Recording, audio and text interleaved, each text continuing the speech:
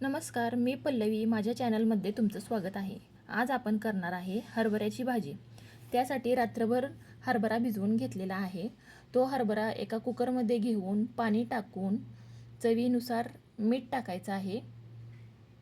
अर्धा चमचा हळद टाकायची आहे व त्याच्यात 3 शिट्ट्या करून घ्यायचा आहे, म्हणजे हरभरा चांगला मऊ शिजतो.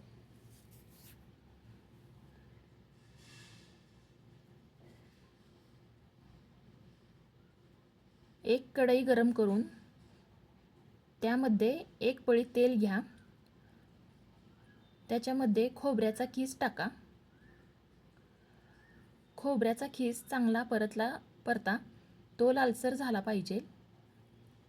खोबऱ्याचा कीस लाल झाल्यानंतर 2 कांदे चिरून मोठे घेतले आहेत.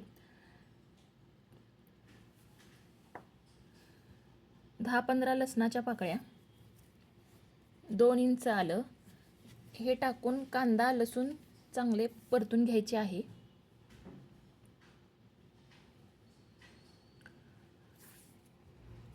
कांदा खोबरं लसूण चांगला परतल्यानंतर त्याच्यामध्ये एक मोठा टोमॅटो चिरून टाकायचा आहे.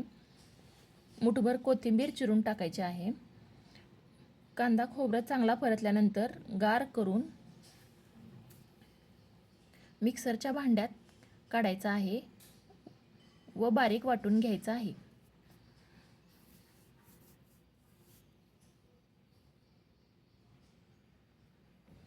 त्याच कढईमध्ये 2 पळी तेल घ्या.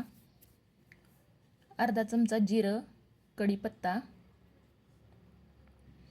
व वाटलेले लसूण खोबऱ्याचे मसाला टाकून चांगला परतून घ्यायचा आहे. मसाला भाजलेला असला तरी तेलामध्ये छान परतून घ्यायचा आहे, त्याचा कच्चेपणा निघून जातो. त्याच्यानंतर भाजलेल्या मसाल्यावर अर्धा चमचा हळद, 2 चमचे धनेपूड, 1 चमचा गरम मसाला, 2 चमचे लाल तिखट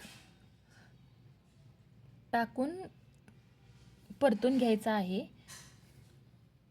1 पळी हरभरा शिजवलेलं पाणी टाकून मसाला चांगला गरम करून घ्यायचा आहे.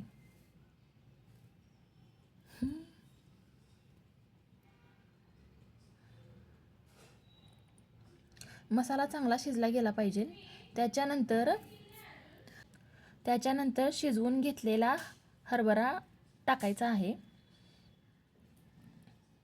एकत्र सर्व करून 10 मिनिट हरभरा चांगला शिजवून घ्यायचा आहे. जरी आपण कुकरमध्ये हरभरा शिजवून घेतला असेल तरी पण कढईमध्ये हरभरा चांगला शिजवून घ्यायचा, म्हणजे मसाला आणि हरभरा एकत्र छान चव येते त्याची.